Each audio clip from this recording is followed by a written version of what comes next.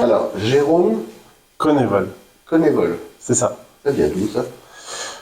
Connévol, en fait, c'est les premières lettres du nom de mes filles que j'ai pris et que j'ai assemblé pour créer ce nom-là. D'accord. Voilà, c'est pas du tout mon nom de famille ni quoi que ce soit, c'est voilà, C-O-N pour Constance, E-V pour Eva et O-L pour Olivia. Bon, alors maintenant on sait presque tout. Enfin, peu de choses. Parce que c'est vous qui allez vous présenter, vous faites un numéro, plusieurs soirs de suite, dans une salle qui est juste à côté des Folies Bergères. C'est ça, on peut pas faire plus à côté. Hein, Non, il y a le mur touche. Le mur se touche. Et vous allez présenter un spectacle de ce qu'on dit magie, non, je crois pas. Hypnose. Hypnose. Hypnose. Bon, je vous préviens que si vous essayez de m'hypnotiser pendant l'interview, je ne serai pas content. J'ai le droit de le faire après, vous aviez le droit avant, mais pendant, c'est-à-dire qu'on sera obligé d'appeler l'attaché de presse qui fera l'interview à ma place. Ce qui est peut-être pas évident, voilà, parce que les gens vont se demander pourquoi, voilà. Alors, comment on arrive à travailler l'hypnose? Parce que ça, c'est une question que tout le monde peut se poser. Moi, je connais rien du tout à ça. Alors j'avoue que c'est un parcours qui est un petit peu extraordinaire, sans doute. Mais ma grande fille a fait une phase de somnambulisme étant jeune, vers l'âge de 8-9 ans. Et je me suis beaucoup intéressé au phénomène en essayant de comprendre qu'est-ce qui se passait, pourquoi est-ce que le somnambulisme se crée. Et en fait, en me renseignant, j'ai appris que l'hypnose était l'état le plus abouti. Enfin, l'état de somnambulisme était l'état le plus abouti dans l'état d'hypnose. Et donc, je me suis mis vraiment à l'hypnose, déjà en spectacle, mais aussi en parallèle en thérapie, pour pouvoir faire en sorte qu'elle ne puisse plus justement faire de somnambulisme. Parce que ça se relevait, puis elle vivait des aventures assez extraordinaires. Donc, et en fait, depuis, elle n'a jamais elle ne s'est jamais relevée en pleine nuit pour le somnambulisme. Alors, les spectateurs qui viennent vous voir, vous leur faites quoi? Alors, le principe de ce spectacle, c'est de faire vivre les plus grands films du cinéma aux personnes qui vont monter sur scène. Ils vont pouvoir ressentir la magie d'une célèbre école de sorciers, vivre un conte de princesse, comme s'ils étaient dedans. C'est assez chouette. Mais vous avez des décors pour ça ou c'est... On est vraiment sur de la technique. Alors pour le coup, il y a des projections qui sont en arrière de scène, qui vont rappeler l'univers des films. La musique aussi, qui va faire que tout est... mais voilà, tout est calibré là-dessus. Et un spectateur qui vient, il va se retrouver sur la scène? Enfin, où? Est-ce qu'il y a des spectateurs qui viennent, qui vont se retrouver sur la scène? Le principe d'un spectacle d'hypnose, c'est un spectacle participatif. Et le but, c'est que les gens qui viennent voir le spectacle, eh bien, certains, alors on a tellement de fans de Harry Potter ou de Star Wars, pour ne citer que ces films-là, qui, rien que leur dire qu'on va pouvoir leur faire ressentir la force des Chevaliers Jedi, ont très envie de monter sur scène. Et ça serait dommage qu'ils ne puissent pas justement monter sur scène pour vivre cette aventure. Donc oui, le but, le principe, c'est de faire monter des personnes sur scène. Mais comment vous les trouvez? Parce que ça, c'est la question.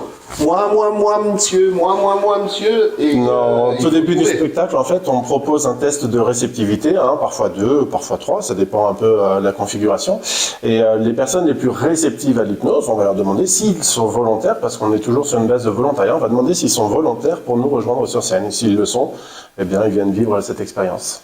Et comment, par exemple, là, je suis là, comment vous pouvez savoir si je suis ou non réceptif? Alors, j'ai mes petites intuitions qui vont me permettre de me donner des renseignements sur telle ou telle personne, mais c'est vraiment la base de la réceptivité, c'est les tests justement qui vont définir les gens qui vont être le plus réceptifs. Vous imaginez bien que quand on est face à 200, 300 personnes, comme là on l'espère à la scène parisienne, c'est impossible d'avoir cette intuition pour toutes les personnes qui sont là. Donc on va faire le test et puis on va demander à ceux qui sont réceptifs de se lever pour voir un petit peu, et puis parmi ceux qui seront debout, ceux qui seront volontaires de venir nous rejoindre sur scène. J'imagine que vous avez dû voir les spectacles de vos pas compatriotes, mais confrères, de vos confrères, genre Mesmer et compagnie. Ah oui, tout à fait. J'étais voir Mesmer pour voir ce qu'il présentait. On est vraiment dans une c'est la machine, c'est la grosse machine. Il y a toute l'artillerie, il y a toute la technique. Là, c'est vraiment, on n'est pas au même niveau clairement en termes de technique. Son spectacle est beaucoup plus technique que le mien. Il y a beaucoup d'effets. Je me rappelle notamment d'un effet qui m'avait marqué dans son spectacle quand j'étais le voir pour la première fois. Quand il arrive sur scène, il a un effet. Vous savez, quand on est au cinéma et qu'on zoome sur la caméra et en même temps qu'on recule. Et en fait, il a réussi à reproduire un petit peu ce mouvement avec des faisceaux de lumière, et j'avais vraiment été drôlement très impressionné parce que rien que ce mouvement-là, on sentait qu'on était très attiré par lui. Alors, très honnêtement, on n'a pas cette technique-là à disposition. C'est dommage d'ailleurs. Peut-être un jour, on ne sait pas si les choses progressent, pourquoi pas. Mais donc du coup, on utilise nos techniques à nous, et moi j'ai mes propres techniques, notamment, qui me démarquent des autres. Vous vous êtes retrouvé donc tout d'un coup devant un public, ou alors il y a eu beaucoup de circonvolutions? On va parler de circonvolution, mais en même temps, ça a été assez rapide quand même, les premiers spectacles. Parce que quand j'ai appris l'hypnose, je me suis retrouvé à faire de la déambulation avec quelques personnes, des amis en soirée. Et puis, lors d'une de ces soirées, peut-être la deuxième ou la troisième, j'ai eu une des personnes qui était présente, qui était président de l'association des parents d'élèves, dont mes filles étaient dans l'école. Et donc, ils m'ont demandé, est-ce que tu pourrais faire un spectacle? Est-ce que je pense que ça pourrait faire venir du monde, rapporter des sous pour l'école? Ok, pas de souci. Donc j'ai écrit mon premier spectacle. Je voulais pas qu'on puisse dire que j'ai copié, donc j'ai mis des œillères, et puis je me suis vraiment centré sur mon projet à moi. Et puis quand ce premier spectacle a été présenté, je me suis justement un petit peu attaché à observer ce que faisaient les confrères, et puis je me suis dit, mais mince, en fait, tout le monde fait la même chose, et j'étais un petit peu déçu, et j'ai voulu justement un peu à la manière des magiciens raconter une histoire. Les magiciens font les mêmes tours de magie, mais c'est la façon dont ils les amènent qui va faire que ça va changer d'un magicien à un autre, et qu'on va plus apprécier tel ou tel magicien. Et donc dans ce concept-là, j'ai essayé moi de m'intéresser à qu'est-ce qui me définissait moi, et en l'occurrence, moi, c'est le cinéma. C'est une passion qui m'était transmise, donc et j'ai toujours voulu justement travailler là-dessus. Puis un jour, en regardant un film, Iron Man, je me suis dit, ça doit être cool de pouvoir voler. Et là, dans ma tête, je me suis dit, mais il y a peut-être un truc à faire justement avec l'hypnose. On peut faire vivre des films, et donc de ce juste tilt à ce moment-là, à cet instant T, Last Action Hypnose est né en fait, et je me suis vraiment attaché à le développer. C'est plus qu'un spectacle, c'est tout un concept. Actuellement, oui, j'imagine. Actuellement, au tout début, il y avait 13 films dans l'univers Last Action Hypnose. Actuellement, on va monter là à 38. Là, l'été prochain, on sera à 38 films. Alors, quels sont vous nous en avez donné 2 tout à l'heure, mais quels sont les autres qui seraient marquants? Parce que j'imagine que c'est des films qui ont marqué l'histoire du cinéma, ou bien sûr, qui ont marqué l'histoire de comment on pourrait dire, de la science-fiction. Alors déjà, ce qu'il faut comprendre, c'est que Last Action Hypnose, c'est un concept que l'on a voulu résolument familial. Donc le choix des films s'est fait pour que ce soit des films qui parlent à toute la famille. Donc on peut retrouver aussi bien des contes de princesses comme Cendrillon, on peut aussi retrouver des films comme les Avengers, on peut retrouver d'autres films comme Le Gendarme de Saint-Tropez, qui est très drôle à présenter celui-là, par exemple. J'imagine. Ouais, et puis il y a vraiment une multitude. Je peux vous faire la liste des 38 si vous voulez, mais... Non, pas la liste des 38, mais disons les titres qui accrochent systématiquement. Moi, le Gendarme, c'est sûr. Le Seigneur des Anneaux, La Famille Adams, Le Bon, la Brute et le Truand. Ouais. Voilà. La Famille Adams, c'est quand même déjà un public un peu particulier. C'est vrai, mais ça parle quand même à tout le monde quand on le présente, et on reste pas non plus 3 heures sur ce film-là. C'est vraiment, ça va durer 2 minutes, mais c'est quand même un film assez marquant quand il est présenté, surtout dans l'enchaînement dont il est présenté. Les autres, on continue. On va les donner tous, mais... après, il y a du Jurassic Park. Alors là, dans la version prestige du spectacle Last Action Hypnose, on a carrément un vrai dinosaure qui arrive sur scène. Donc c'est, sous hypnose. Pas de dinosaure. Non, mais c'est vraiment de très belles mascottes que nous avons intégrées. Et pour le coup, la mascotte du dinosaure est vraiment une mascotte extraordinaire. Est-ce que les gens qui montent sur scène, ce sont les 2-4 ans, les 4-10 ans, les 10-20 ans, ou il y a un principe. Les autres? il y a un principe déjà, c'est qu'en dessous de 15 ans, on ne fait pas monter sur scène, c'est une question juridique. En dessous de 15 ans, 15 ans, c'est l'âge qu'on appelle l'âge de consentement. Ça vaut pour certaines choses, mais ça vaut aussi pour le fait du choix de monter sur scène sans l'accord de ses parents. Bon, et je peux venir donc. Voilà, vous pouvez monter sur scène. Mais après, au-delà de 15 ans, il n'y a aucune limite, aucune restriction. Si ce n'est un choix. Alors, si ce n'est, quand même, il y a quand même trois principes. Le premier, je vous l'ai dit, en dessous de 15 ans. La deuxième, on évite de faire monter les personnes enceintes, les dames enceintes, tout simplement pour une question de sécurité. Sur scène, on vit des aventures qui bougent un petit peu et pour éviter tout accident. Voilà, il n'y en a jamais eu, hein, et on touche du bois pour qu'il n'y en ait jamais. Mais voilà, pour éviter tout problème, on demande aux personnes enceintes de ne pas monter sur scène. Et puis la troisième condition, faut être pas sous l'emprise d'alcool, ni de médicaments, ni de substances illicites qui... Alors, je peux pas venir avec, je ne plus ce soir. Voilà, donc c'est un peu... Mais normalement, un samedi à 3h de l'après-midi, on est encore sobre. Oui, 3h de l'après-midi, normalement. Oui. À 11h du soir, peut-être moins. Mais bon, et la durée du spectacle, ça dure combien de temps? Alors ce spectacle, là, sur les représentations du 5 et du 12 octobre, vont durer 1h15. Mais c'est un spectacle qui est très modulable et on peut vraiment l'adapter comme on le veut. Il suffit de rajouter un film ou d'en enlever un. Donc c'est vraiment très pratique et hyper facile à gérer justement. Donc selon les envies des uns des autres, on peut s'adapter. Et gérer le public qui va monter sur scène, j'imagine qu'il faut qu'il y ait quelque chose là. Vous ne trouvez pas le premier qui va dire oui, moi monsieur. Non, c'est il faut qu'il soit réceptif, il faut plein de choses. Voilà, c'est les premiers tests de réceptivité, on va les faire face à tout le public, tout le monde va faire les tests de réceptivité, c'est un peu une tradition dans les spectacles d'hypnose, et ça personne n'y déroge parce qu'il n'y a pas d'autre manière de sélectionner justement les personnes. Après, effectivement, des fois on a des petits malins qui essaient de faire croire qu'ils sont réceptifs et puis qui montent sur scène.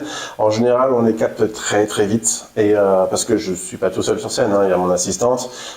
Dans certaines représentations, comme le 5 et le 12 par exemple, il y a aussi un autre hypnotiseur qui vient m'aider et qui fait mon assistant.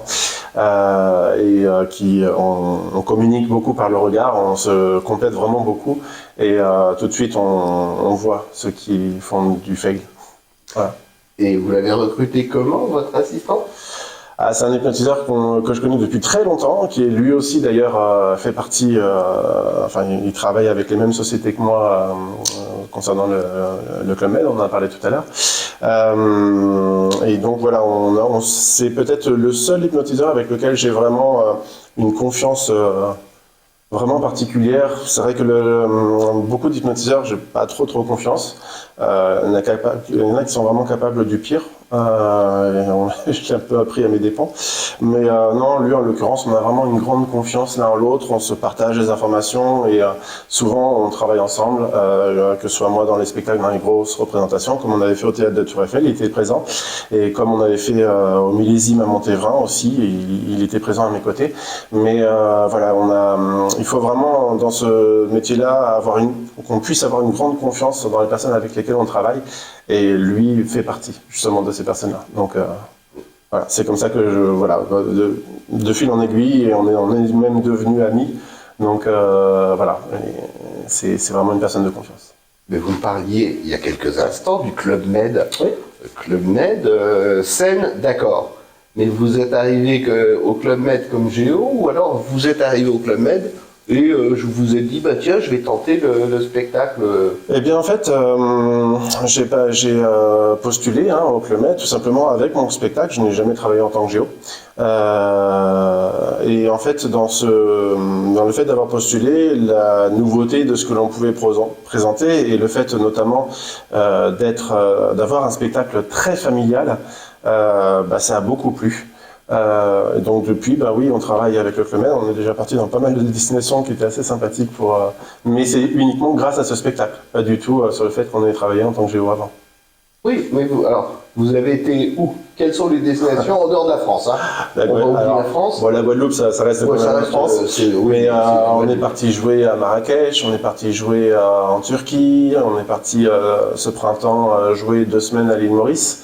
Donc oui, non, et vous m'avez pas appelé pour que je vienne avec vous. Ça aurait été avec plaisir. Là, je crois que je vais me fâcher avec toute la maison. Je pense qu'il y a pas mal de personnes qui auraient souhaité partir avec nous sur cette destination. Dans quel coin sur l'île Maurice? Alors, on a commencé à la Pointe aux Canonniers, au nord, la première semaine, ouais. Et puis la deuxième semaine, nous étions à la plantation d'Albion, donc qui est un peu plus sur l'est de l'île.